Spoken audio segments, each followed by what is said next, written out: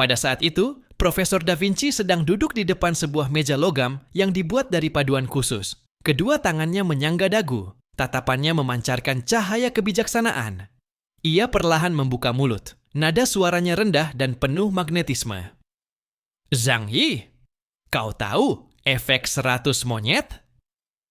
Zhang Yi sedikit mengernyit, berpikir sejenak, lalu menggelengkan kepala. Profesor Da Vinci tersenyum, lalu menggerakkan pena di udara, menggambar sebuah lengkungan.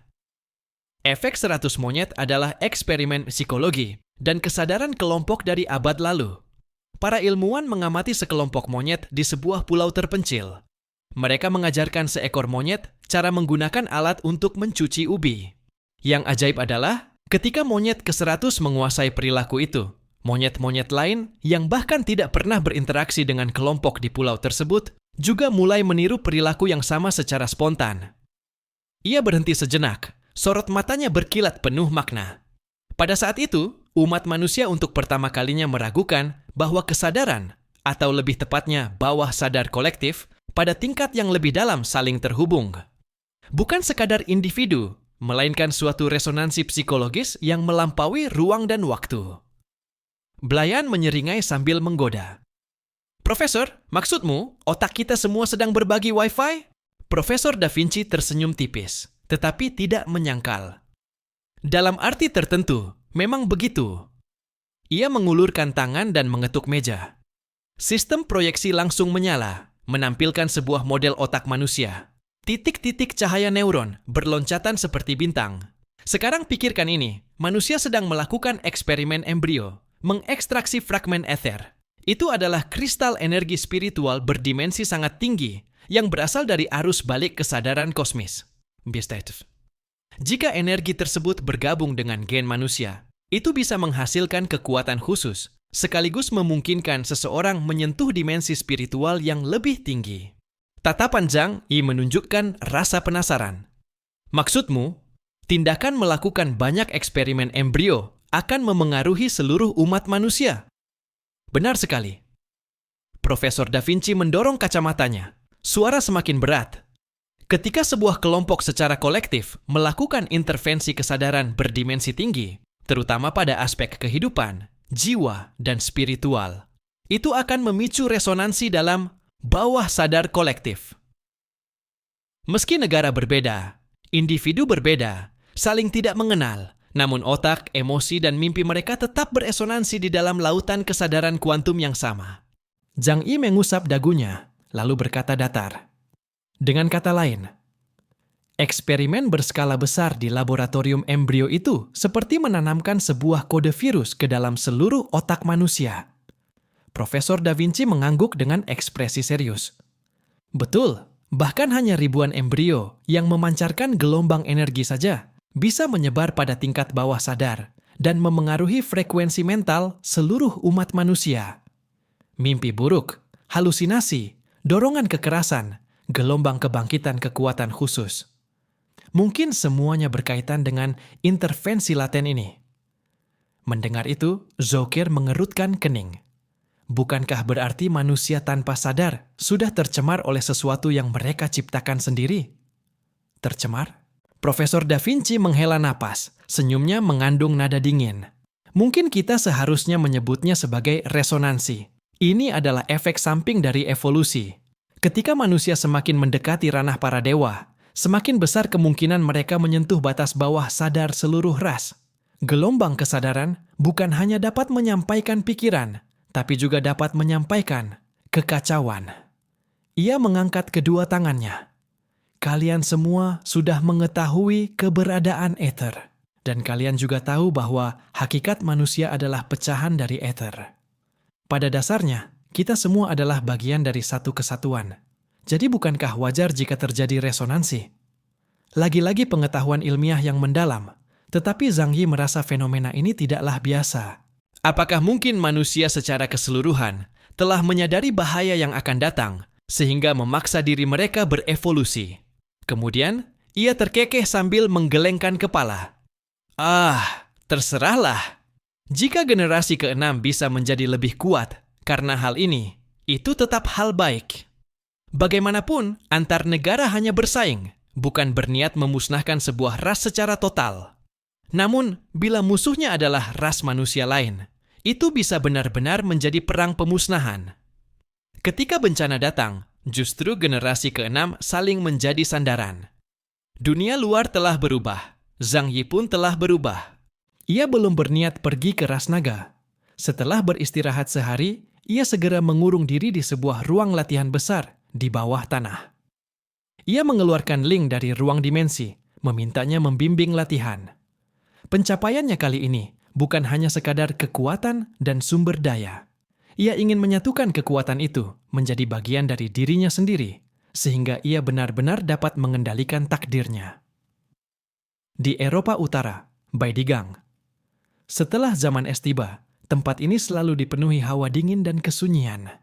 Bahkan markas besar gereja Junzeng yang suci pun tampak sangat dingin karena gaya arsiteknya yang didominasi warna putih.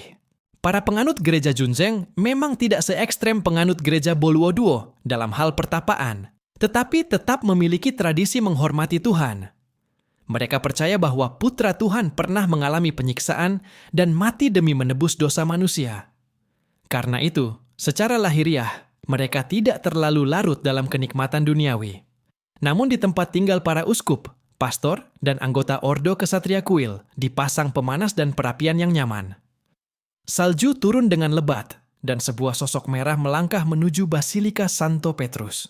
Pemimpin keempat Kesatria Kiamat, Kesatria Kematian, kardinal berbaju merah dengan kode nama Mijiaer, Arnold Olip, berjalan sambil membawa sebuah kitab-kitab suci. Wajahnya serius ketika melangkah ke arah gereja. Ia tiba di kaki tangga depan Basilika, lalu membungkuk memberi hormat dan berkata, "Yang mulia Paus, Suster Leipunis telah kembali dari bulan. Ia dan Pastor Olayen sudah menyelesaikan misi mereka. Ada informasi penting yang perlu disampaikan langsung kepada Anda." Begitu perkataannya selesai, kitab suci di tangannya tiba-tiba bergetar.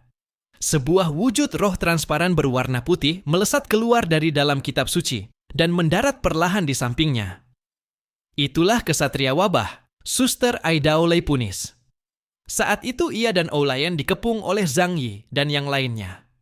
Situasinya sangat genting. Mereka tidak sempat melakukan transmisi ruang untuk kembali.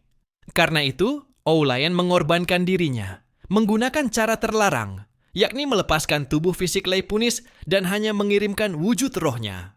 Wujud roh adalah gabungan eter dan ingatan. Ia adalah keberadaan berdimensi tinggi, sehingga bisa melampaui batas ruang dan waktu. Bahkan dari jarak luar angkasa sekalipun, ia tetap dapat dikirim kembali berdasarkan koordinat Baidigang. Suster Leipunis berdiri di depan gereja. Kedua tangannya terlipat rapi di depan dada. Yang mulia, Pastor Olayen telah gugur. Orang yang menyerangnya adalah Hundun dari Huaku, Ksatria Meja Bundar dari Buletania, Saladin dari Kekaisaran Kuten, serta Asosiasi Ilmu Pengetahuan Alam dari Golenwea. Walaupun kami dikepung banyak musuh kuat, tetapi kami tidak mengecewakan Anda. Misi pengumpulan telah berhasil kami selesaikan. Berita yang dibawa oleh Biarawati Berkabung, Leipunis, telah menimbulkan perhatian yang sangat besar. Ketika tubuh rohaninya dibawa kembali ke gereja, para penganut Junzeng di sekitarnya serentak merasakan keterkejutan dan kegelisahan. Biarawati yang dahulu mengabdikan diri secara diam-diam, di biara ini kini muncul dalam wujud roh, menandakan bahwa tubuh jasmaninya telah hancur sepenuhnya. Di dalam istana Paus, Kardinal Arnold Orib membawa tubuh rohani Leipunis berjalan menuju tangga suci, meminta audiensi dengan Paus Alexander ke-10. Hampir setiap orang merasa menyesali nasib tragis mantan rohaniawan ini, terlebih ketika tubuh rohaninya muncul di hadapan Paus. Keheningan dan kekitmatan pada saat itu membuat seluruh gereja tampak luar biasa suci. Namun, tepat ketika semua orang mengira bahwa Paus akan mengambil tindakan, beliau justru tidak keluar dari dalam gereja. Orib dan Leipunis menunggu sangat lama. Barulah akhirnya terlihat satu sosok mengenakan jubah hukum berwarna putih berjalan keluar dari balik pintu yang gelap.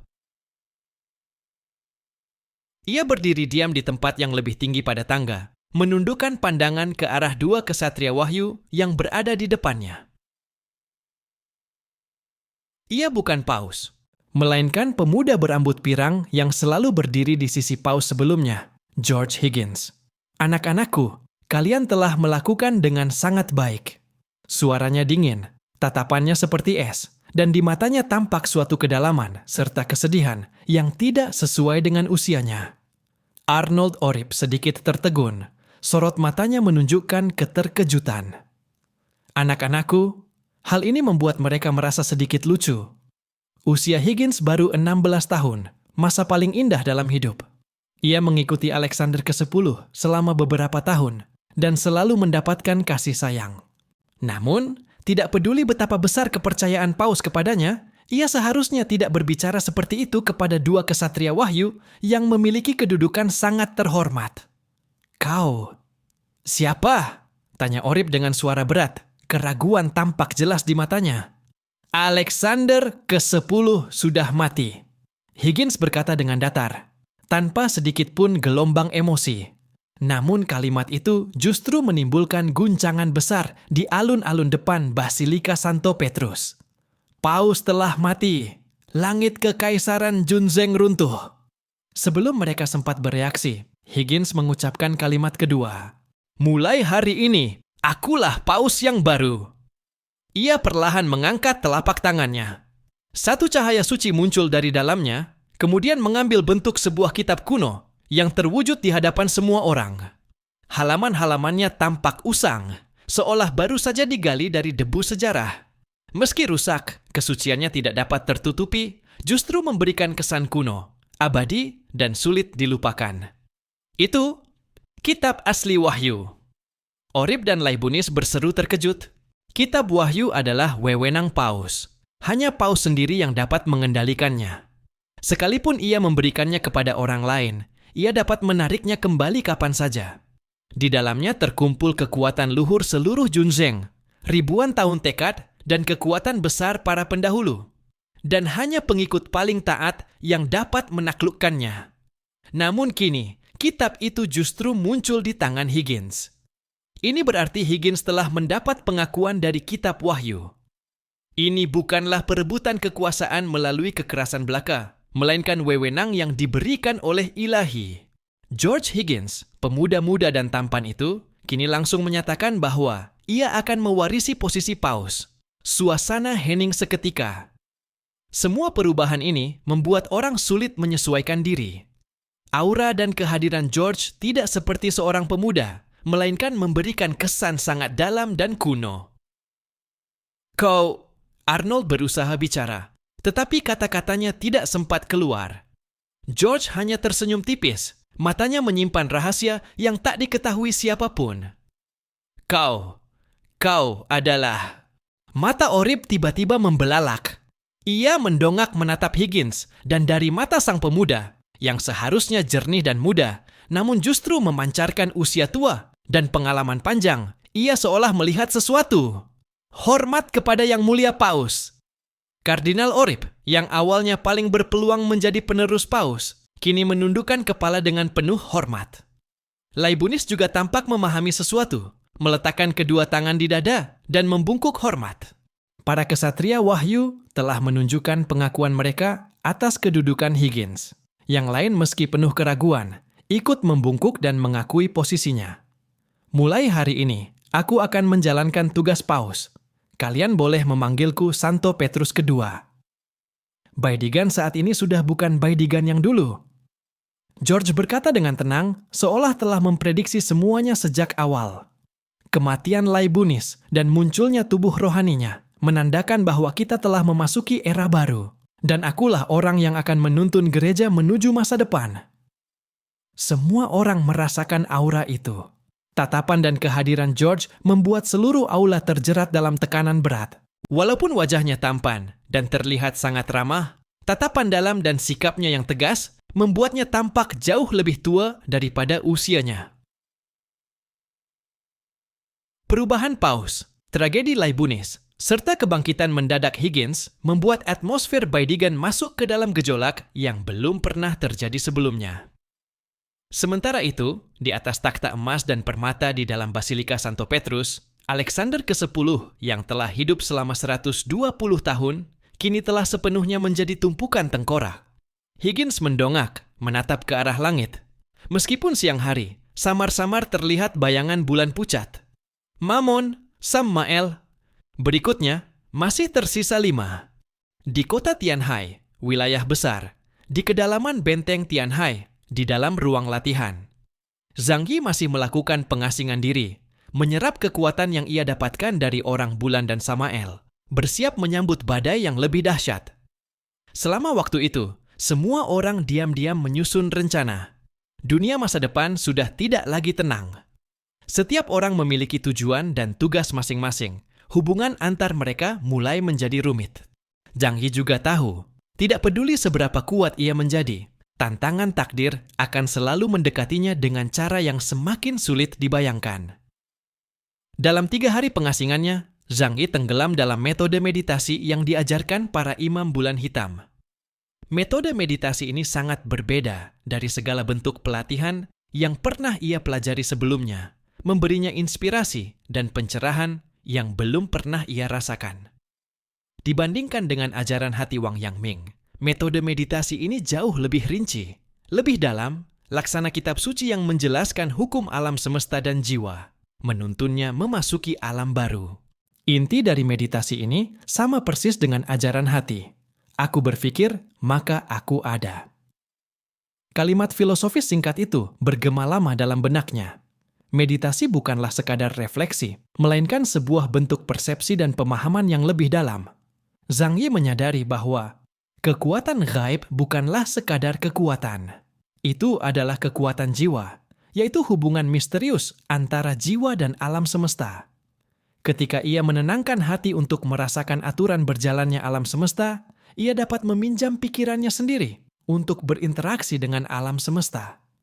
Melalui interaksi tersebut, ia dapat mengubah sifat materi dan memperoleh kekuatan gaib yang luar biasa. Ia secara bertahap memasukkan metode meditasi ke dalam kultivasinya. Setiap kali bermeditasi, itu menjadi sebuah sentuhan batin yang mendalam. Perlahan-lahan, Zhang Yi dapat merasakan sebuah kekuatan yang belum pernah ada sebelumnya terbangun di dalam tubuhnya. Itu adalah sebuah gelombang dalam yang berasal dari alam semesta, seakan-akan mampu merasakan gerakan dan perubahan setiap butir debu di antara langit dan bumi. Ia mulai memahami bahwa kekuatan gaib bukan hanya wujud dari kekuatan. Itu adalah resonansi harmonis antara jiwa dan alam semesta, sebuah potensi tak berujung yang diperoleh melalui pemahaman terhadap hukum alam semesta. Di masa kuno negara Huaxu, ada yang menyebutnya sebagai Dao. Dalam bahasa yang lebih mudah dipahami, ini seperti NPC dalam permainan yang meneliti sendiri kode berjalannya game. Setelah mengetahui logika dasarnya, mereka bisa mengeksploitasi BUG. Sehingga dengan menggunakan kekuatan paling kecil, mereka dapat menghasilkan pengaruh yang paling besar. Dalam waktu 3 hari, ia menyerap sumber kekuatan gaibnya sendiri. Jika menemui pertanyaan yang tidak dimengerti, ia langsung bertanya kepada Ling. Ling adalah tipe ensiklopedia alam semesta yang akan menjawab ketika ditanya, tetapi tidak akan menjelaskan apapun apabila tidak ditanya. Semua keraguan Zhang Yi dapat ia jawab. Oleh karena itu, satu demi satu hambatan dengan cepat ditembus.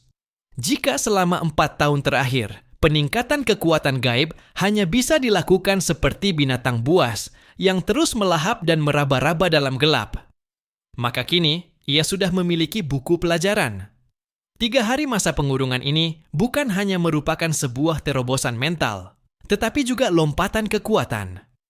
Zhang Yi merasakan kekuatan gaib tertimbun di dalam tubuhnya, dan kekuatan yang bersumber dari kedalaman jiwanya mulai tampak. Ia tahu dirinya telah melangkah ke tingkat baru. Seiring pendalaman meditasi, indeks kekuatan gaibnya melesat seperti binatang buas yang terbangun, menembus hingga 50.000 poin, dan berhasil memasuki tingkat kesatria. Terobosan ini bukan hanya peningkatan kekuatan, tetapi juga pemahaman yang lebih dalam mengenai hukum berjalannya alam semesta, membuatnya merasakan kekuatan batin yang belum pernah ada sebelumnya. Setelah 3 hari pengurungan, Zhang Yi akhirnya membuka mata. Tatapannya dalam, dan di dalamnya tampak sebuah keteguhan dan kekuatan yang sulit diungkapkan dengan kata-kata. Ia tahu Dirinya bukan lagi pemula yang baru memasuki dunia kekuatan gaib, melainkan seorang benar-benar kuat yang telah memiliki kekuatan untuk mengubah takdir. Zhang Yi berbaring dengan posisi yang nyaman di tengah ruang latihan raksasa. Seluruh ruang latihan yang luas itu gelap, hanya seberkas cahaya menerangi tubuhnya. Ia berbaring di atas lantai dingin. Perlahan, lantai di belakangnya mulai berubah bentuk, menjadi sebuah rawa hitam besar berbentuk bulat. Zat pekat dan gelap yang mampu menyerap cahaya muncul dari kedalaman jurang dan menyelimuti tubuh Zhang Yi. Saat melihat kekuatan itu, mata Ling memancarkan riak lembut. Ini adalah kekuatan materi alam semesta ini.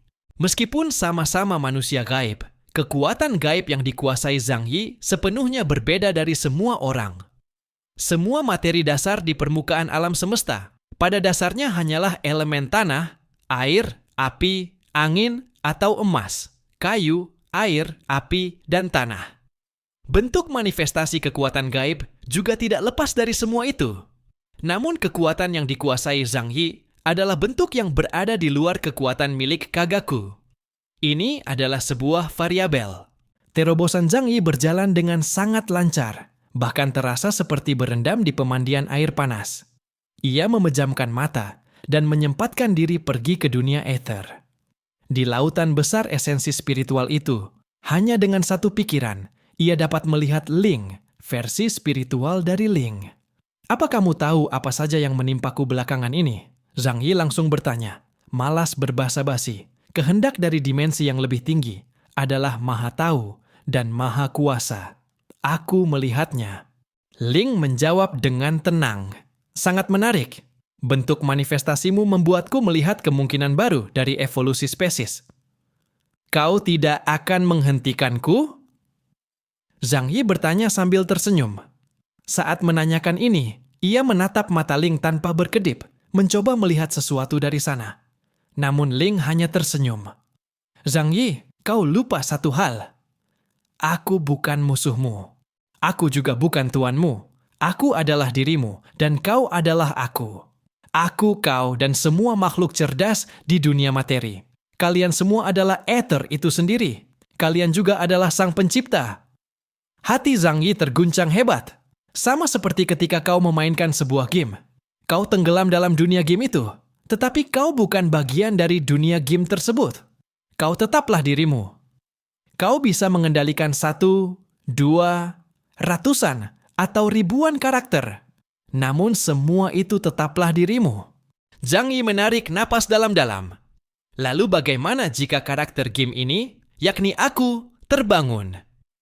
Itu adalah kebebasanmu, juga kebebasan diriku. Ling tersenyum lembut kepadanya, lalu membuka kedua lengan yang terbuat dari cahaya putih. Pergilah lakukan apapun yang ingin kau lakukan. Bukankah ini sangat menarik? Meskipun gagal dan menghasilkan akhir kematian di dunia materi, kau toh hanya akan kembali ke ether dan menyatu dengan kami. Zhang Yi keluar dari ruang latihan. Yang Xinxin dan Zhou KR sudah seperti biasa berdiri menunggunya di pintu masuk. Mata Zhou KR memancarkan sedikit kekhawatiran, seolah mengetahui bahwa 3 hari ini tidaklah sederhana bagi Zhang Yi. Melihat ia keluar dari pengurungan, bibir Zhou KR terangkat dalam senyuman. Menembus tingkat baru. Ia menjadi orang pertama yang berjalan mendekat untuk menunjukkan kepedulian, sementara Yang Xia juga menyerahkan minuman favorit. Zhang Yi, teh susu kopi panas. Minuman hangat membuat suasana hati menjadi lebih nyaman, maka ketika santai, Zhang Yi sangat suka meminumnya. Dulu, Zhang Yi karena harus selalu menjaga kondisi bertarung, sangat ketat soal makanan. Hingga kemudian, setelah Zhou KR mencapai tingkat Epsilon, kekhawatiran itu hilang total. Kemampuannya dapat langsung merekonstruksi tubuh Zhang Yi agar mencapai kondisi teoritis terkuat, sehingga latihan fisik pun tidak terlalu diperlukan. Hanya saja, latihan bela diri sehari-hari tetap penting untuk menjaga kepekaan tubuh. Zhang Yi mengangguk. Ya, aku sudah menembus ke tingkat kesatria. Zhang Yi menanyakan, apakah ada sesuatu yang terjadi di luar selama beberapa hari ini? Yang Xinxin memberitahu bahwa Brian dan Profesor Da Vinci sudah kembali ke Columbia karena perjalanan kali ini sebenarnya adalah liburan. Sebagai anggota Asosiasi Ilmu Pengetahuan Alam, mereka harus kembali bekerja dan melakukan absensi. Selain itu, ada satu hal besar mengenai gereja Junzeng. Alexander ke-10 sudah meninggal. Yang Xinxin berkata demikian. Zhang Yi sedikit terkejut. Paus meninggal. Gereja Junzeng yang memiliki paling banyak pengikut setia di dunia. Pausnya dapat dikatakan sebagai orang paling berkuasa di dunia. Zhang Yi tadinya berencana setelah keluar dari pengurungan, ingin bekerja sama dengan berbagai negara untuk menuntut gereja Junzeng dan meminta mereka memberi penjelasan soal insiden di bulan. Sekarang, hal itu menjadi agak rumit. Seperti yang diduga, Yang Xinxin melanjutkan. Saat kau mengurung diri, pemerintah gabungan dunia sudah meminta klarifikasi dari Betikon dan menuntut penjelasan mengenai insiden bulan. Namun Pastor Orion sudah mati, Suster Leibniz musnah. Bahkan Paus pun sudah meninggal. Mereka meletakkan semua kesalahan pada orang-orang yang sudah mati, jadi sulit untuk terus mengejar masalah ini. Zhang Yi memijat alisnya. Menurut aturan gereja Junzeng, Paus berikutnya harusnya Kardinal Arnold Orib. Tidak, Yang Xinxin menggeleng. Ini adalah nama yang belum pernah didengar. Seorang remaja berusia 16 tahun bernama George Higgins. Zhang Yi mengerutkan alis. Ia samar-samar merasa gereja Junzeng sedang merencanakan sesuatu. Biar pemerintahan dunia yang menangani Betikon, meski rasanya mereka juga tidak akan mendapat banyak hasil. Orang mati, hutang pun mati. Melanjutkan perdebatan tidak membawa banyak manfaat, dan Zhang Yi tidak ingin membuang energi untuk itu. Selanjutnya, kita harus menemui Guanlong Yue. Zhou Ke'er dan Yang Xia saling pandang, mata kedua saudari kembar itu berkilat oleh kegembiraan. Kini Zhang Yi telah mencapai tingkat yang dulu hanya bisa mereka pandangi dari jauh. Tingkat yang setara dengan penjaga gerbang Underworld, Zheng Lo. Ini berarti mereka yang berada di Tianhai kini memiliki kekuatan yang cukup untuk menghadapi peradaban bawah tanah yang kuat.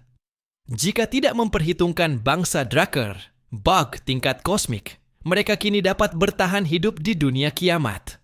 Hebat sekali! Zhou Ke'er berseru penuh semangat.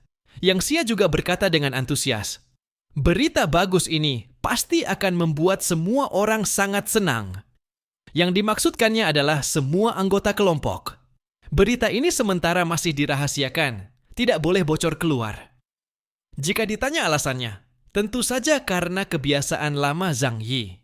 Yang Xinxin berjalan mendekat. Ia menatap Zhang Yi seperti sedang memandangi sebuah harta karun sempurna. Matanya berkilat penuh harapan. Kakak Zhang Yi, ayo kita pergi ke Shengjing. Aku sudah lebih dulu memberitahu Guanlong Yue. Kita bisa langsung menuju ke sana. Yang Xinxin tahu bahwa bantuan dari Guanlong Yue sangatlah penting bagi rencana mereka selanjutnya. Sudah saatnya pergi ke suku naga. Zhang Yi menarik napas panjang. Di dalam tatapannya tersimpan banyak rasa haru. Ia masih mengingat dengan jelas 3 tahun lalu, ketika ia pertama kali menuju suku naga. Tidak, lebih tepatnya, hanya sampai di gerbang negeri suku naga. Saat itu, mereka pertama kali bertemu dengan Bai Longzi, dan hampir mati ketakutan ketika Bai Longzi melepaskan air satu lautan penuh kepada mereka. Sekarang, meskipun Zhang Yi tidak berani mengatakan bahwa kekuatannya sudah dapat menandingi Bai Longzi, setidaknya ia sudah memiliki kualifikasi untuk berbicara dengannya secara setara. Memang sudah seharusnya kita pergi ke sana. Zhang Yi berkata dengan sungguh-sungguh. Dari pihak Lukeran, ia mengirimkan baju tempur baru untuk Zhang Yi. Dari dalam hingga luar, semuanya adalah perlengkapan serba baru. Pertama adalah baju tempur bagian dalam, terdiri dari lapisan dalam yang menempel pada tubuh, serta lapisan luar baju tempur. Lapisan dalam berwarna hitam pekat, bahannya sepenuhnya merupakan ciptaan orisinal Lukeran. Bahan itu adalah materi yang tidak ada di alam, tercipta melalui kemampuan Shuwu Zuanbian miliknya. Bahannya kuat, bersuhu stabil, memiliki sirkulasi udara yang baik, tidak membuat kulit iritasi, dan setelah dipakai dapat meningkatkan kemampuan fisik dasar. Nama bahan itu juga diberikan olehnya sendiri, yaitu Lu. Sebagai pasangan yang sesuai dengan Yi metal, milik Zhang Yi. Baju tempur bagian luar terbuat dari material yang jauh lebih berharga, dengan berat total tidak lebih dari 3 kilogram. Selain mampu meningkatkan kemampuan bertarung, baju ini juga memuat banyak senjata, serta memiliki material pengisi untuk perbaikan. Otomatis di bagian dalam, ditambah stimulan militer dan suplemen nutrisi. Bahkan orang biasa sekalipun, setelah memakainya, akan memiliki kekuatan untuk melawan para manusia berkemampuan khusus di bawah kelas Epsilon. Di seluruh dunia, hanya ada satu-satunya baju tempur ini. Perpaduan antara teknologi baju tempur dari suku Changyuan dan Kekaisaran Wuluan menjadikan biaya pembuatannya tidak dapat dihitung. Di bagian paling luar, barulah terdapat armor dewa pemusnah milik Zhang Yi.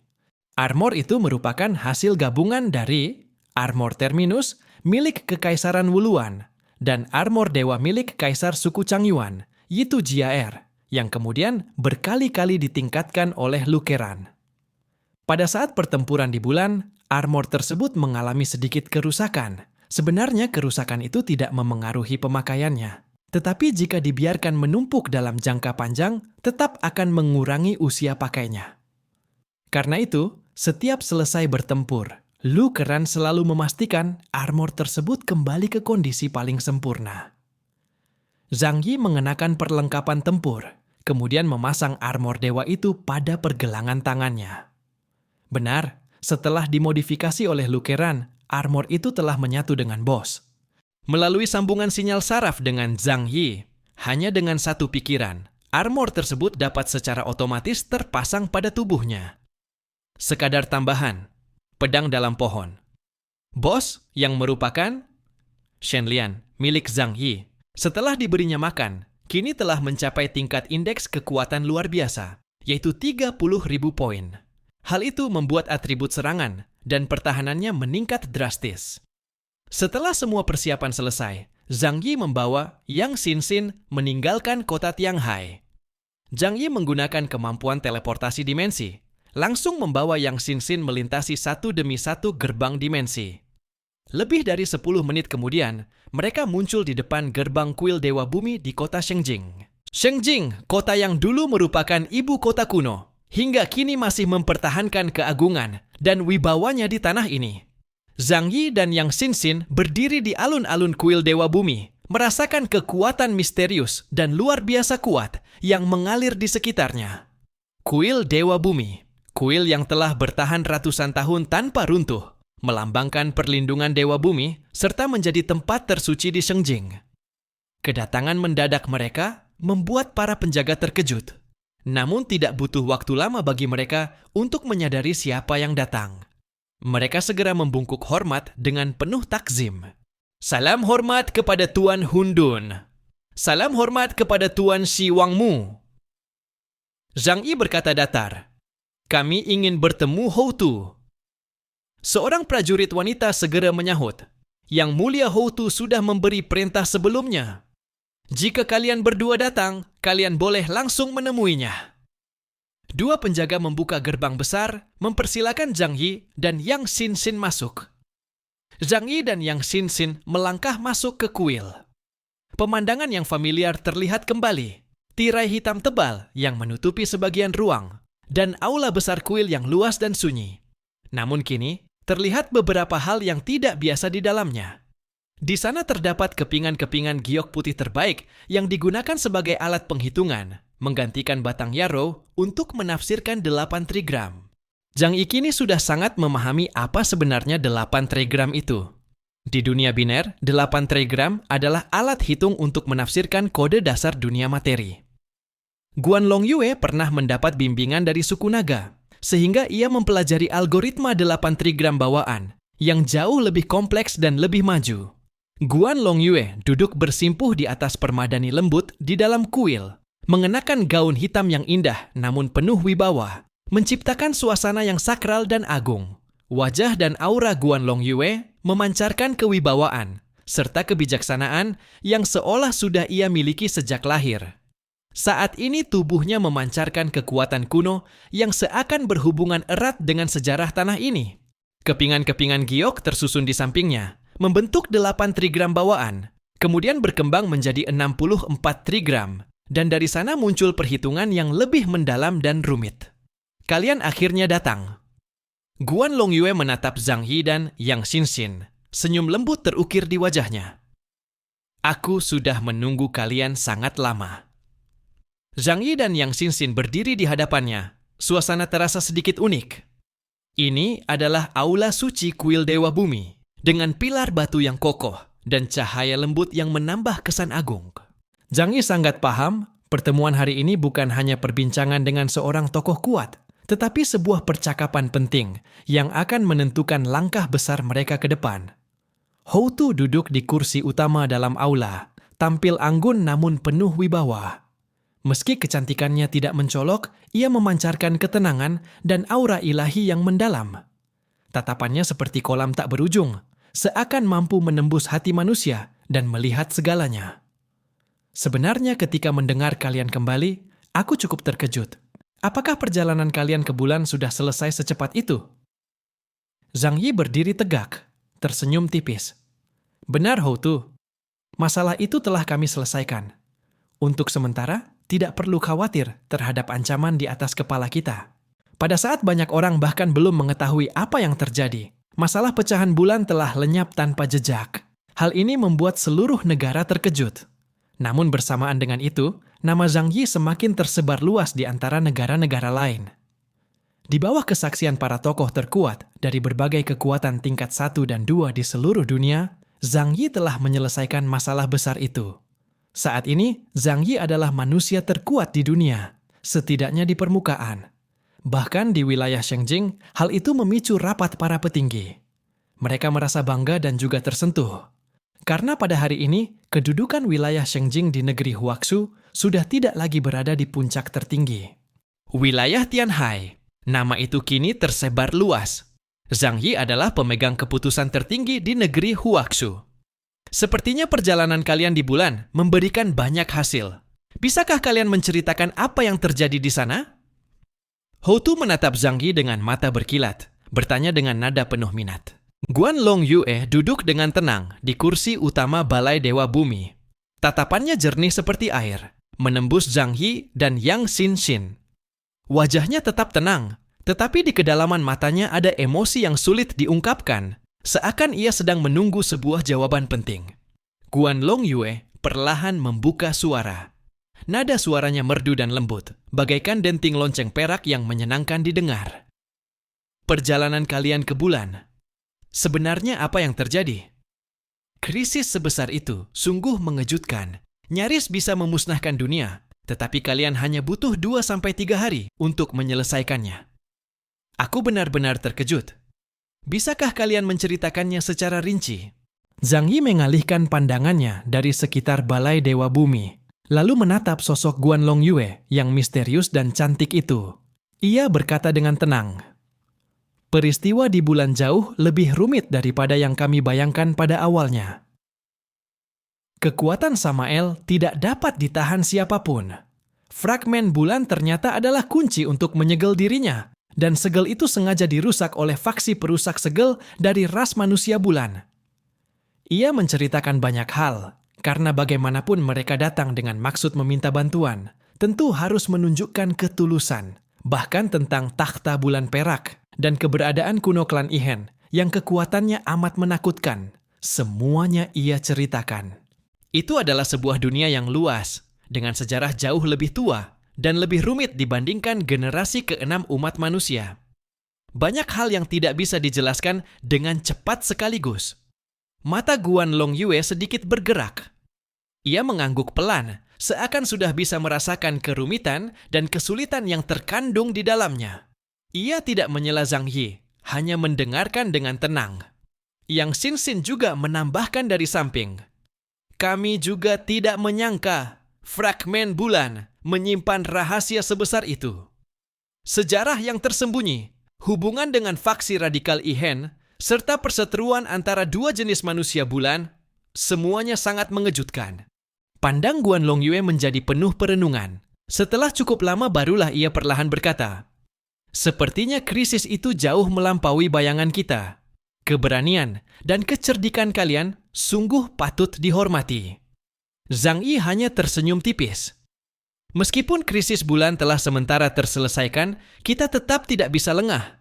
Ancaman Samael belum lenyap. Ambisinya yang tak berujung tampaknya terjalin dengan hukum-hukum alam semesta. Dan yang bermasalah bukan hanya satu orang. Ada total 7 makhluk Druk. Kemunculan salah satu saja sudah cukup membawa bencana bagi kita.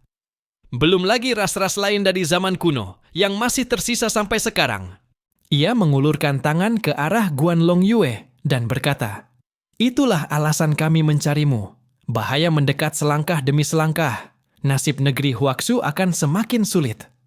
Kita harus menemukan kekuatan yang cukup besar untuk menjadi pelindung kita.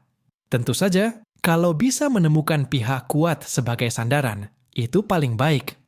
Kalau tidak, memiliki hubungan baik dengan mereka dan mendapatkan lebih banyak informasi pun bukan hal buruk." Guanlong Yue mengangkat kepala dan menatap Zhang Yi. "Jadi, apa yang ingin kau mintaku lakukan?" Zhang Yi tidak berputar-putar. Ia langsung berkata, "Aku berharap kau dapat menjadi penghubung dan membawa kami menemui suku naga, terutama Bai Longzi, atau tokoh seperti ketua atau raja suku naga." Mata Houtu sedikit menggelap, tampak terkejut mendengar permintaan itu. Namun ia tidak segera menjawab, tidak pula menolak. Wajahnya justru menjadi lebih serius. Suku naga bukanlah pihak yang bisa ditemui sembarangan.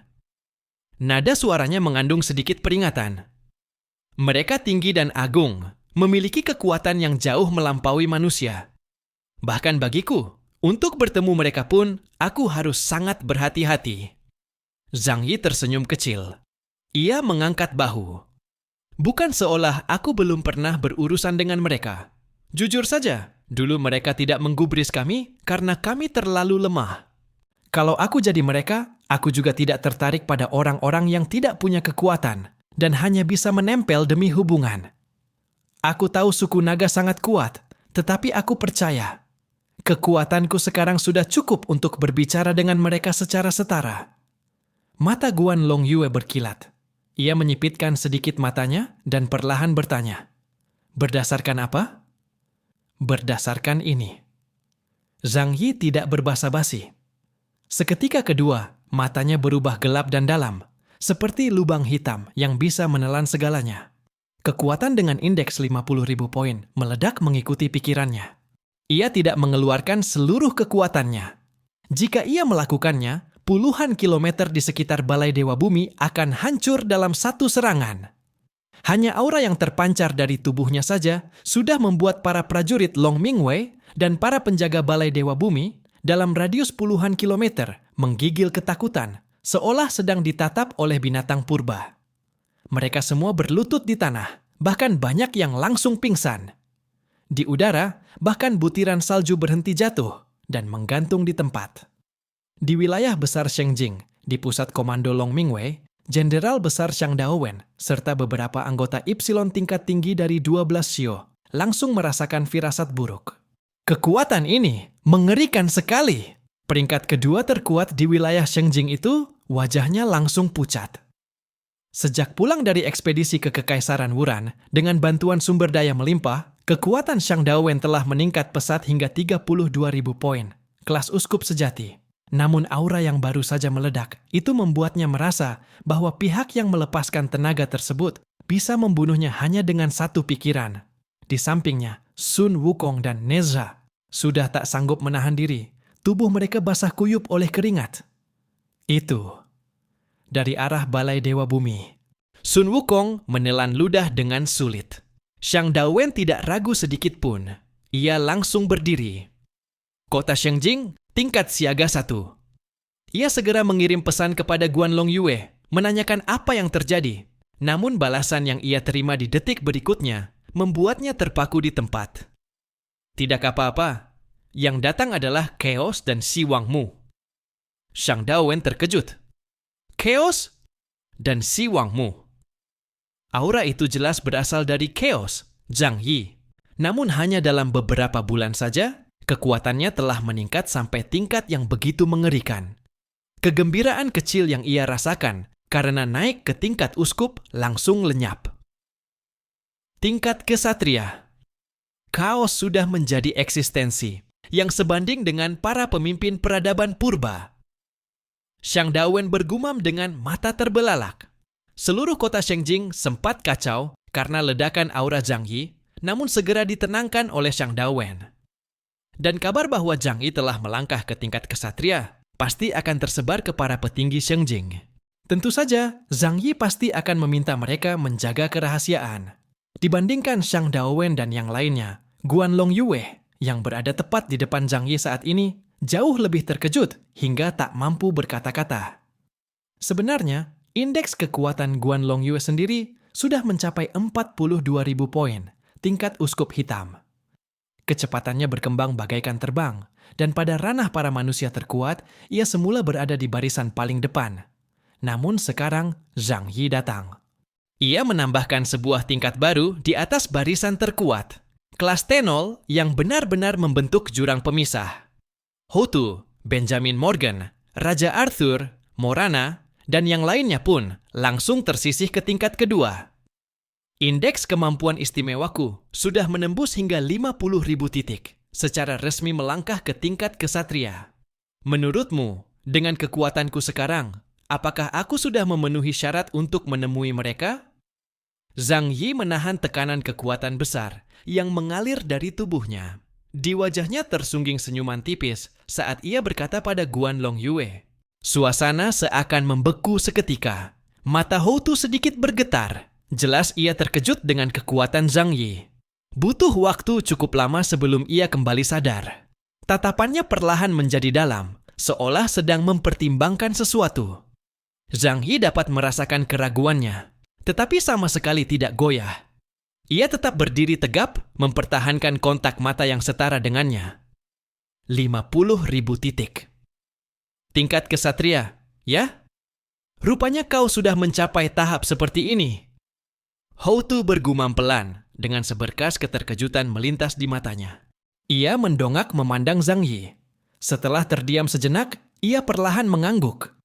Kekuatanmu memang di luar dugaanku, bahkan melampaui banyak pemimpin peradaban kuno.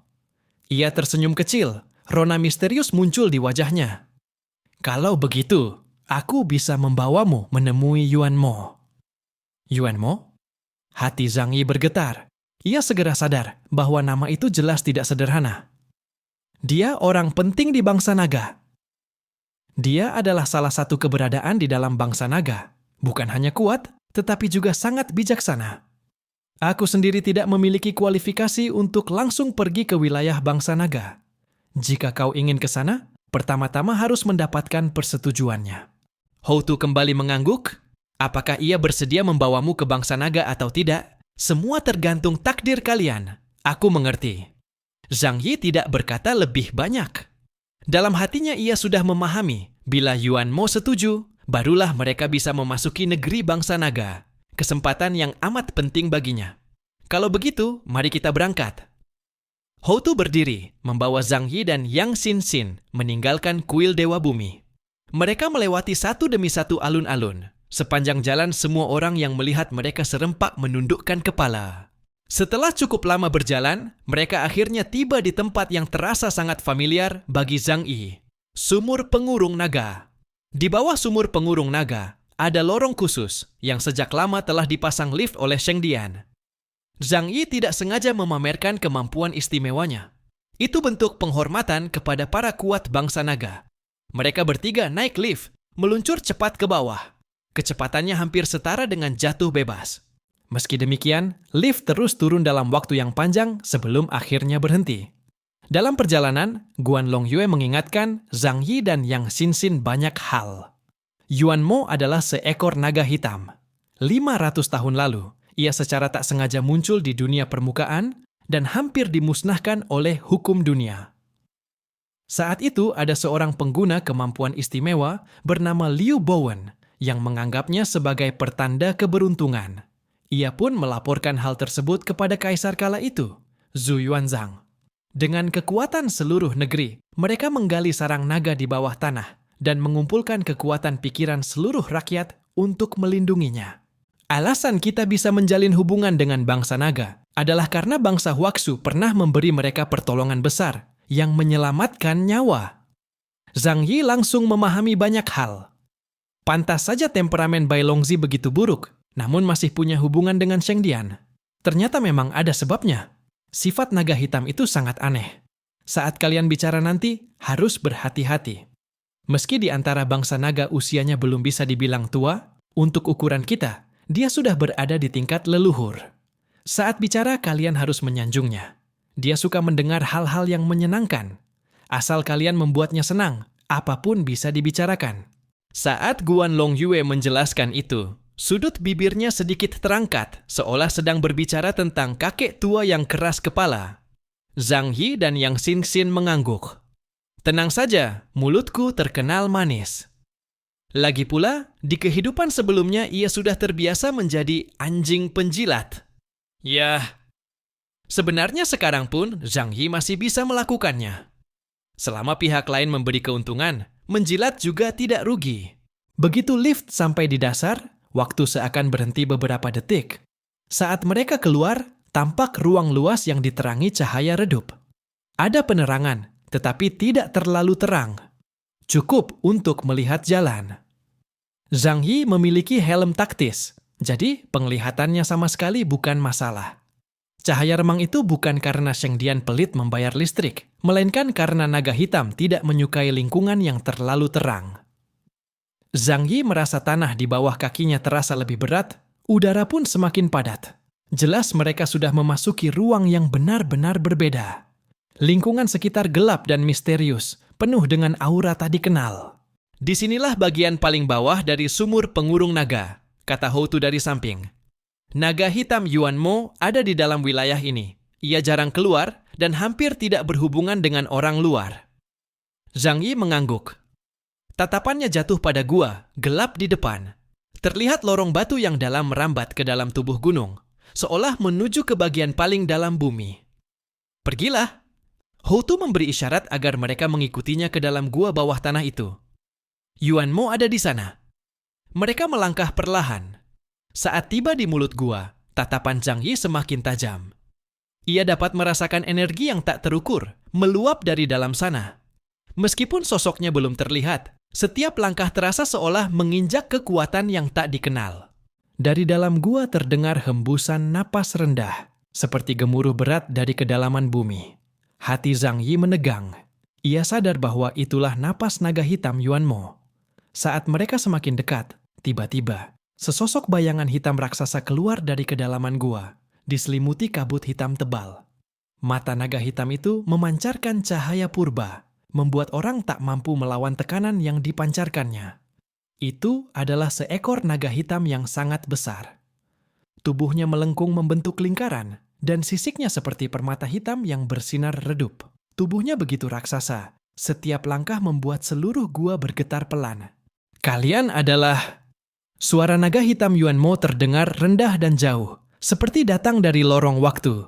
Tatapannya jatuh pada Zhang Yi, dengan makna yang sulit diungkapkan, tersimpan di matanya. Zhang Yi perlahan mendongak, bertemu dengan tatapan naga hitam Yuan Mo. Hatinya menerima tekanan mental yang amat besar, tetapi ia tidak mundur. Sebaliknya, ia menunjukkan ketenangan dan keteguhan dirinya. Hamba dari bangsa manusia, bernama Zhang Yi. Sudah lama mendengar nama besar Tuan Yuan Mo. Dahulu ketika negara Huaxu dilanda bencana, berkat kemurahan hati Tuan, kami dapat bertahan hidup. Karena itu, kami datang secara khusus untuk berkunjung. Setelah melihat Tuan hari ini, hamba langsung terkesan akan kewibawaan Anda. Ucapan manis tidak membutuhkan biaya. Zhang Yi tidak keberatan mengatakannya lebih banyak. Wocao! Naga hitam itu tertegun. Mulut anak ini manis sekali, seperti dilumuri madu. Meski ia tidak banyak meninggalkan sumur pengurung naga dalam 500 tahun terakhir, ia cukup memahami dunia luar. Karena itu, ia tidak asing dengan sifat manusia bangsa Huaxu. Tentu saja ia tahu siapa Zhang Yi ini, tetapi selama ini ia selalu menganggapnya sebagai pemuda yang licik. Tak disangka. Ternyata dia sangat licik. Tatapan Heilang Yuan Mo seketika menjadi lebih bersahabat, seolah-olah ia mulai tertarik pada pemuda ini. Hahaha, kau ini memang pandai menjilat. Tetapi ku beritahu, aku, Yuan Mo, bukanlah tipe yang akan terpengaruh oleh beberapa kalimat manis. Zhang Yi tersenyum tipis. Tentu saya tahu. Apa yang saya katakan hanyalah kata-kata tulus dari hati saya. Wajahnya menjadi serius. Ia kembali membungkukkan badan sambil mengepalkan tangan. Saya benar-benar tulus dan ikhlas berterima kasih atas perlindungan Anda terhadap negeri Huaxu selama bertahun-tahun. Di wajah Zhang Yi terpancar ketulusan yang sungguh-sungguh. Yuan Mo memandang Zhang Yi dengan lebih ramah. Jika dibandingkan dengan Guanlong Yue, si botol labu berparuh gergaji yang muram itu, kecerdasan emosional Zhang Yi jauh lebih tinggi. Dulu, Guanlong Yue selalu merasa bahwa naga hitam itu dingin dan tak mudah didekati. Namun pada kenyataannya, itu hanyalah kesalahpahaman. Hanya saja, baik dia maupun Shan Daowen, kekuatan mereka lemah dan ucapan mereka tidak enak didengar. Wajar jika dia malas menanggapi. Tetapi Zhang Yi berbeda. Zhang Yi punya kekuatan dan tutur katanya menyenangkan. Selama bertahun-tahun ini, segala yang dilakukan Zhang Yi selalu ada dalam pengamatan Yuan Mo. Mendapat pujian dari seorang berbakat seperti ini, mungkinkah Yuan Mo tidak merasa puas dalam hati? Kulihat kau ini anak muda yang sopan, dan apa yang kau katakan juga adalah kenyataan. Baiklah, katakan. Kau datang mencariku karena urusan apa? Ia mengarahkan cakar naganya yang besar ke langit. Apakah karena urusan di bulan? Zhang Yi tersenyum. Sebenarnya, masalah di bulan sudah diselesaikan. Dan, Tuan Yuan Mo, Anda tampaknya juga tahu bahwa masalah itu memang bukan masalah.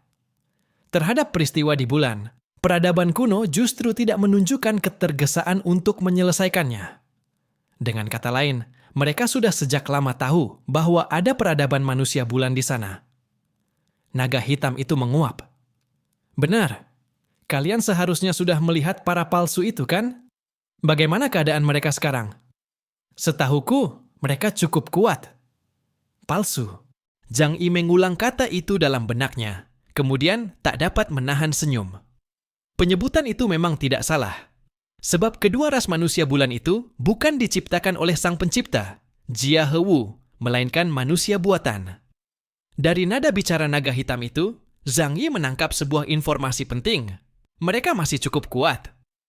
Kalimat ini menunjukkan bahwa suku naga memahami dengan jelas kekuatan peradaban manusia bulan. Kalau begitu, bisakah ini membuktikan bahwa kekuatan suku naga sama sekali tidak kalah dari mereka? Bahkan, mungkin lebih kuat? Namun, ketika pikiran itu muncul, Zhang Yi segera menepisnya. Pemimpin Kekaisaran Bulan Terang dan Kekaisaran Bulan Gelap yang paling lemah saja berada pada tingkat ksatria. Tentu saja, kekuatan tahta bulan perak luar biasa, berada pada tingkat raja. Namun ia harus terus menekan segel, sehingga tak pernah meninggalkan tahtanya selama ribuan tahun. Meski begitu, bila menimbang kekuatan Bai Longzi Yuanjing dan Heilang Yuan Mo, menurut standar Zhang Yi saat ini, kekuatan mereka tidak kalah dari imam pertama bulan hitam. Zhang Yi semakin sopan. Benar, suku manusia bulan memang kuat, tetapi dibandingkan dengan suku naga, masih kalah jauh. Yuanjing menatap Zhang Yi. Basa-basi berakhir, kini masuk ke pokok persoalan. Jadi, kau datang mencariku untuk apa? Katakan saja langsung, aku paling benci jika kalian berputar-putar. Zhang Yi menahan senyumnya, lalu berkata dengan sungguh-sungguh, Tuan Naga Hitam, saya dengan penuh ketulusan berharap bisa pergi ke negeri suku naga dan bertemu dengan pemimpin kalian. Sebagai yang terkuat di antara ras yang kalian lindungi, saya ingin menunjukkan rasa hormat secara langsung. Selain itu, saya juga membawa banyak informasi yang sangat berguna untuk masa depan, yang saya dapatkan dari bulan dan semuanya berkaitan dengan suku Duluk. Saya rasa kalian pasti tertarik. Zhang Yi menjelaskan tujuannya secara ringkas, sekaligus menunjukkan nilai dirinya. Jika ingin seseorang memberi muka, maka seseorang harus memiliki nilai. Tidak mungkin orang akan menghormati hanya karena wajah tampan dan perkataan indah. Yuanjing menatap Zhang Yi tanpa berkedip. Hati Zhang Yi pun sedikit gugup. Meskipun ia merasa kekuatannya sudah meningkat dan sebelumnya yakin mampu meyakinkan naga hitam, tetapi dirinya tidak benar-benar memahami cara berpikir kaum naga. Yang ia tahu hanyalah bahwa suku naga sedikit banyak memiliki niat baik terhadap manusia negeri Huaxu. Setelah beberapa lama, Yuan Jing akhirnya berkata pelan, "Kau memang layak memasuki negeri suku naga." Perasaan gembira membuncah di dada Zhang Yi. Usahanya tidak sia-sia. "Terima kasih Tuan Naga Hitam." Ia diam-diam menghela napas lega. Langkah pertama dalam berdialog dengan suku naga akhirnya tercapai.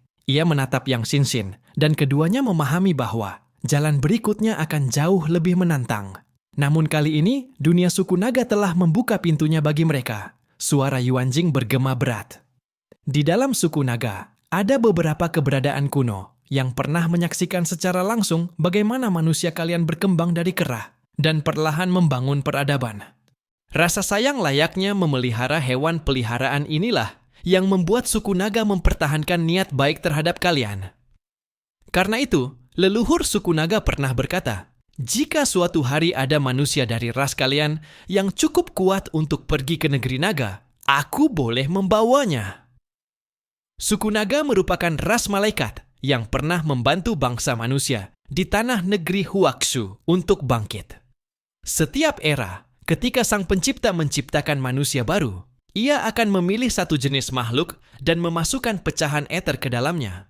Pada era sebelumnya, makhluk itu adalah reptil dan hewan pengerat. Pada era ini, yang diketahui adalah kera dan sejenis ikan tertentu, sehingga lahirlah manusia modern dan manusia ikan laut dalam. Pada masa pertumbuhan manusia baru, akan ada manusia kuno yang membimbing dan membina mereka. Inilah sebabnya mengapa orang-orang Huaxu menyebut diri sebagai keturunan naga, meski wujud mereka sama sekali berbeda. "Terima kasih, Nah Tuan." Zhang Yi kembali menyampaikan rasa terima kasihnya. Mereka tidak perlu melakukan persiapan khusus. Naga hitam itu langsung membawa Zhang Yi, Yang Xinxin, dan Guan Longyue menuju dunia di bawah Qinling. "Hei bocah, kecepatan terbang kita terlalu lambat. Gunakan kemampuanmu untuk mempercepat perjalanan." Naga hitam langsung memberi instruksi pada Zhang Yi. Mendapat perintah itu, Zhang Yi segera membuka pintu dimensi. Tak sampai 10 menit, mereka sudah tiba di Qinling, lalu turun menuju Tianyuan Qinling. Sudah lama ia tidak datang ke tempat ini. Segala sesuatunya masih terasa familiar. Masih banyak pekerja yang menambang sisa-sisa batu sumber. Namun, kini ada lebih banyak orang asing di antara mereka. Zhang Yi dan rombongan sama sekali tidak memperhatikan para pekerja itu. Mereka langsung menuju tempat tersebut. Zhang Yi, Yang Xinxin, Guan Longyue, dan Hou Tu berjalan mengikuti petunjuk naga hitam Yuan Jing menuju sebuah lokasi tersembunyi yang diselimuti lapisan cahaya. Semakin dalam mereka masuk, mereka merasakan kuatnya sensasi distorsi ruang yang menyelimuti tubuh. Hati Zhang Yi tersentak. Ia sadar bahwa ini bukan dunia bawah tanah biasa, melainkan ruang dimensi lain yang dirancang dengan sangat hati-hati dan dijaga dengan ketat. Sebagai pengguna puncak kemampuan ruang, ia sangat akrab dengan gelombang ruang semacam ini. Dengan kata lain, seluruh suku naga sebenarnya berada dalam dunia bawah tanah, di dalam sebuah titik ruang tertentu yang telah dibuka menjadi ruang dimensi lain. Bukan seperti Kekaisaran Wuluan atau Kerajaan Nash, yang hanya menggali gua di bawah tanah. Ini adalah wilayah suku naga, ya? Yang Xinxin bertanya dengan suara rendah. Suaranya mengandung sedikit kegembiraan dan rasa ingin tahu yang tak dapat disembunyikan. "Benar," jawab Guan Longyue. Tatapannya dipenuhi rasa hormat. Di dalam ruang dimensi lain ini, tersembunyi bukan hanya peradaban suku naga, tetapi juga suatu kekuatan kuno yang tak terlukiskan. Jika bukan dipandu oleh suku naga, orang luar sama sekali tidak mungkin masuk. Hei Longyuan tetap diam, hanya sedikit mengangguk, seolah-olah segalanya berada dalam kendalinya. Tubuhnya menembus lapisan penghalang ruang yang tak terlihat itu, dan membawa Zhang Yi serta rombongannya melewati batas tak kasat mata tersebut. Ketika mereka melewati penghalang ruang itu, pemandangan di depan mata membuat mereka tertegun. Kegelapan pekat yang sebelumnya menutupi wilayah itu berubah menjadi pancaran cahaya yang terang benderang, seolah mereka memasuki dunia lain. Pemandangan yang tersaji sama sekali melampaui imajinasi Zhang Yi. Ruang ini memadukan panorama purba dan modern secara menakjubkan. Jajaran pegunungan yang luas bersanding dengan hutan-hutan asli, lembah-lembah yang dalam berpadu dengan danau-danau jernih. Bangunan dan pesawat berteknologi tinggi berdiri di atas tanah ini, namun tetap menyatu sempurna dengan lingkungan alam. Mitos kuno dan teknologi masa depan hadir berdampingan, seolah dua dimensi berbeda saling bertautan, dan memberikan tempat ini aura misterius serta kekuatan yang luar biasa. Inilah dunia suku naga. Suara Yuanjing terdengar dalam dan khidmat. Sebuah dunia yang melampaui waktu dan ruang. Hanya dengan bimbingan suku naga, keberadaan dari luar dapat melangkahkan kaki ke sini. Zhang Yi menatap dunia itu tanpa berkedip. Hatinya dipenuhi keterkejutan. Belum pernah ia melihat pemandangan yang begitu megah. Apa yang tampak di depan matanya seolah mematahkan seluruh pemahamannya tentang dunia. Ini bukan sekadar sebuah peradaban yang jauh, melainkan seperti keberadaan yang berdiri di tepi waktu, menentang hukum alam semesta. Sangat menakjubkan. Tempat terakhir yang memberiku perasaan seperti ini adalah istana langit milik suku Yihen. Ujar Yang Xin pelan, matanya berkilat. Ia tak pernah membayangkan wilayah suku naga akan semegah ini, bahkan lebih misterius daripada tempat manapun yang ada dalam legenda. Tempat ini memang luar biasa. Zhang Yi menghela napas, pandangannya mengikuti arah yang ditunjuk Yuanjing, menuju bangunan-bangunan menjulang tinggi di kejauhan. Di sana, seakan tersembunyi kebijaksanaan dan kekuatan tanpa batas, seolah setiap batu yang menyusunnya mengandung rahasia tak terhingga. Saat mereka terus melangkah, ruang di depan tiba-tiba bergetar aneh. Cahaya dan bayangan saling bertumpukan, lalu sebuah sosok muncul dari kehampaan.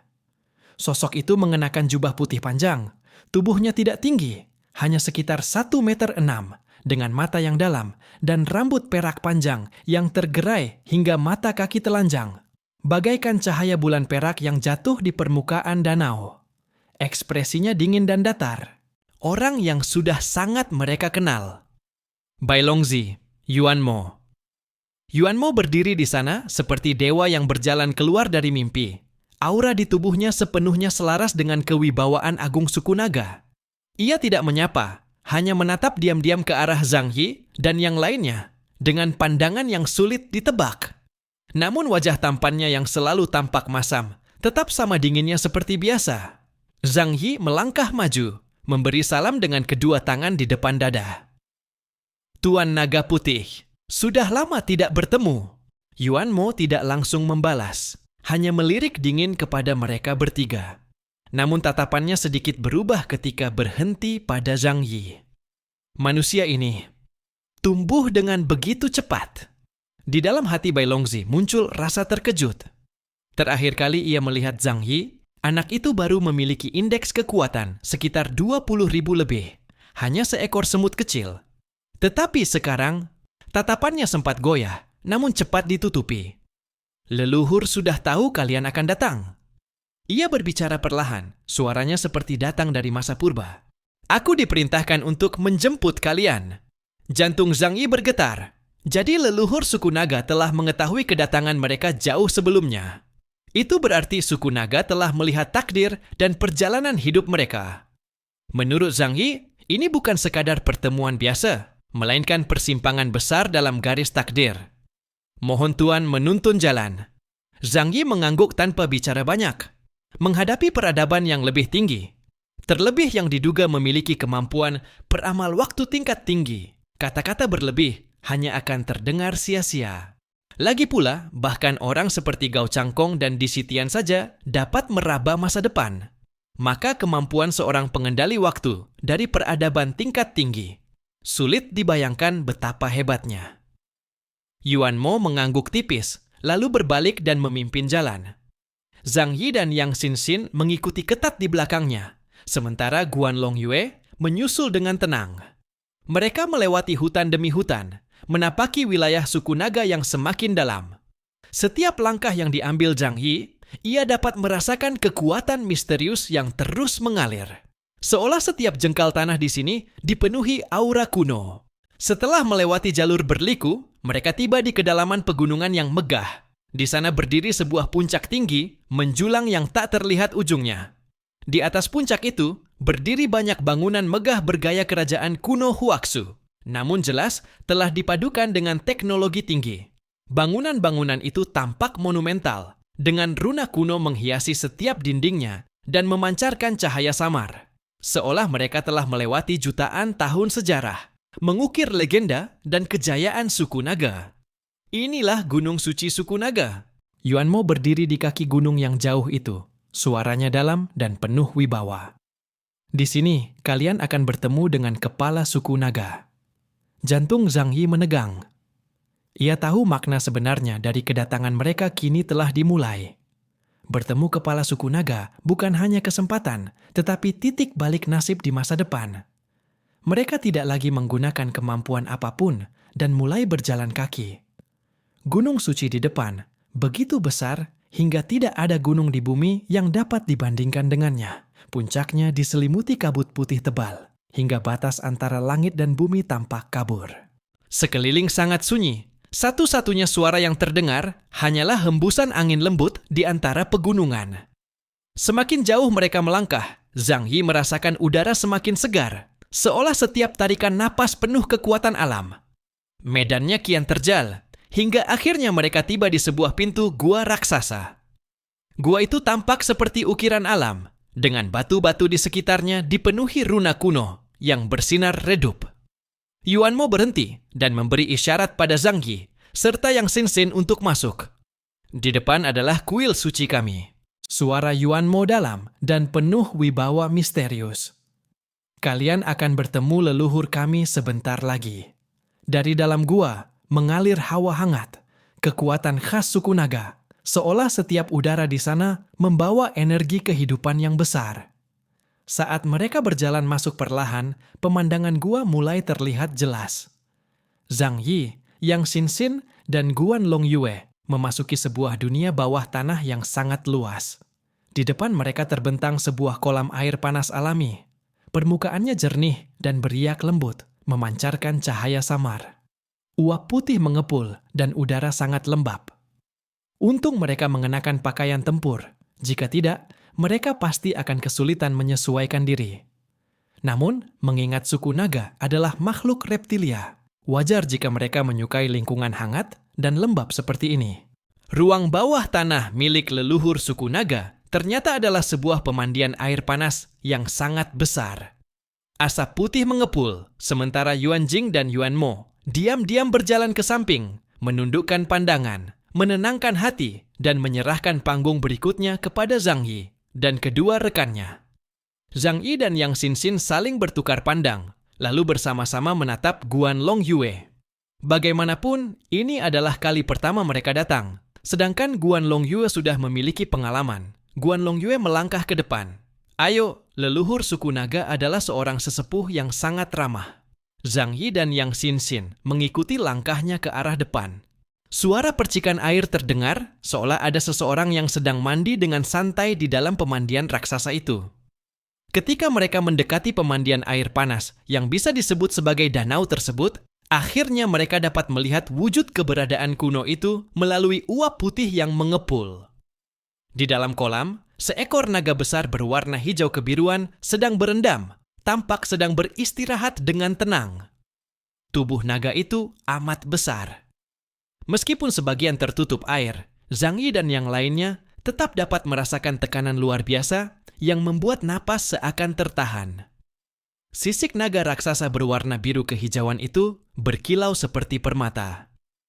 Setiap sisik memancarkan cahaya hangat yang penuh dengan vitalitas kehidupan.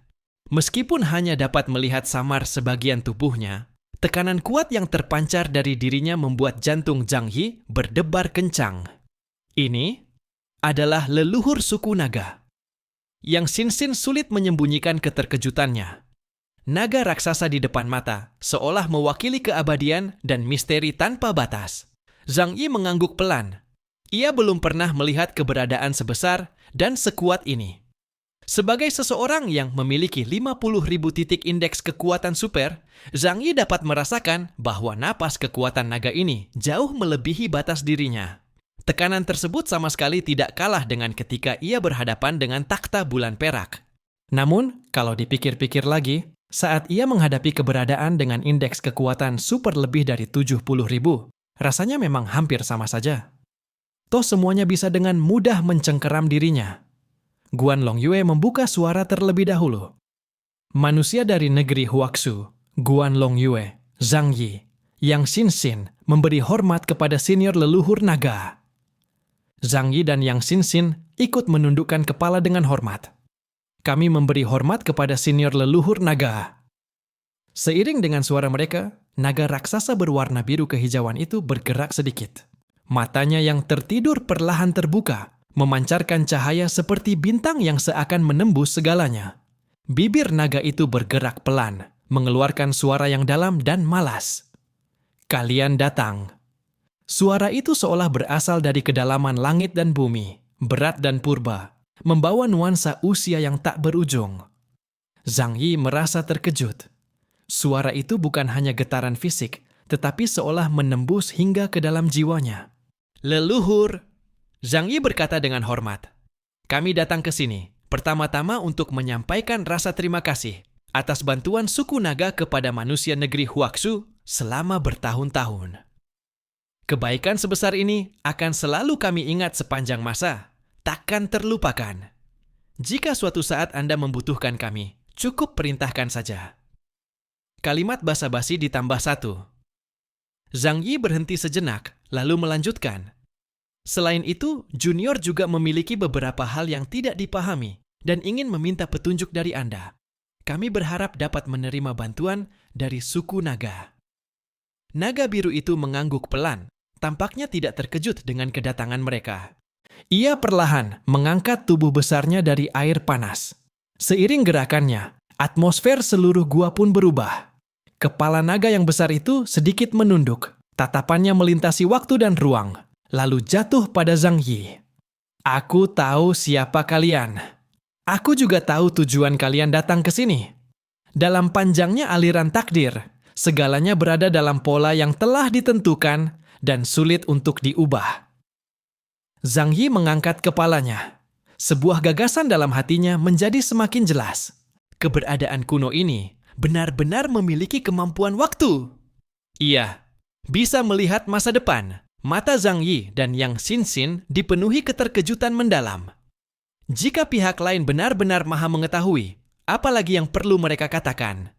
Bukankah semua yang akan mereka lakukan sudah berada dalam perhitungan pihak lain? Zhang Yi merasa ini agak absurd. Jika benar ada yang maha mengetahui dan maha kuasa, bukankah dia akan lebih hebat daripada suku Yihen dan bangsa Deluk? Maha mengetahui tidak selalu berarti maha kuasa. Leluhur naga juga berkata bahwa ia dapat melihat jalur takdir, tetapi sulit mengubahnya. Ketika ketiganya masih terdiam, naga besar yang tampak tidak begitu tua, namun memiliki tubuh raksasa itu berkata, "Perlahan, jangan terus-terusan memanggilku leluhur. Kalian bukan dari suku naga. Kalian boleh memanggilku dengan namaku. Namaku adalah Fuxi." Dua kata itu bagaikan palu besar yang menghantam hati ketiganya. Zhang Yi mendongak seketika, pupilnya menyempit. Ia bahkan merasa telinganya berdengung. Kalau tidak, bagaimana mungkin ia mendengar hal yang begitu mustahil? Fuxi? Apakah ia salah dengar? Atau hanya sama bunyinya? Atau sekadar kebetulan sama nama?